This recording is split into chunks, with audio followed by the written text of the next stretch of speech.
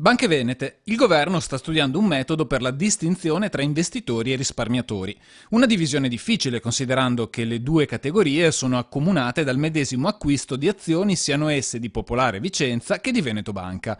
Ma il Ministero delle Finanze, vero regista del Fondo Atlante, starebbe mettendo a punto un provvedimento che stabilirebbe una soglia confine tra investimento e risparmio, come ha anticipato oggi a Rete Veneta il senatore Franco Conte. Come si fa a definire chi è un risparmiatore che è stato convinto a comprare azioni di Veneto Banca e chi invece è un investitore? Ma tutti si sono lasciati convincere, gli uni e gli altri.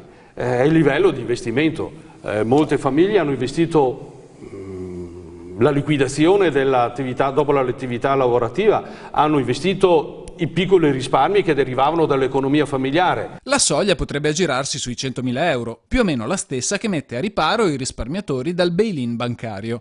Una situazione tutt'altro che accademica, considerato che in ballo ci sono possibili sostegni e rimborsi come chiesto più volte da decine di associazioni di risparmiatori. E gli investitori sono chi ha fatto anche magari qualche speculazione, magari sono anche persone che non si sono chieste come mai quando i BOT, i CGT avevano un interesse dell'1%, le obbligazioni di Veneto Banca e Popolare Vicenza potevano rendere il 5 e il 7%. Non se lo sono chiesti. I risparmiatori invece sono le nostre famiglie, il tessuto più diffuso del nostro territorio. E sono due livelli diversi. Guardate che se tra gli investitori ci sono aziende che comunque riescono ad andare avanti, tra i risparmiatori ci sono famiglie che sono sul lastrico. Di sicuro con la ripresa di settembre da Palazzo Chigi arriveranno decisioni importanti per il sostegno alle famiglie coinvolte nelle banche. Credo che sia proprio un intervento di tipo sociale che deve essere fatto. Non sarà facile farlo perché fra l'altro non c'è solo il problema delle due banche venete in Italia che si trovano in una situazione di sofferenza.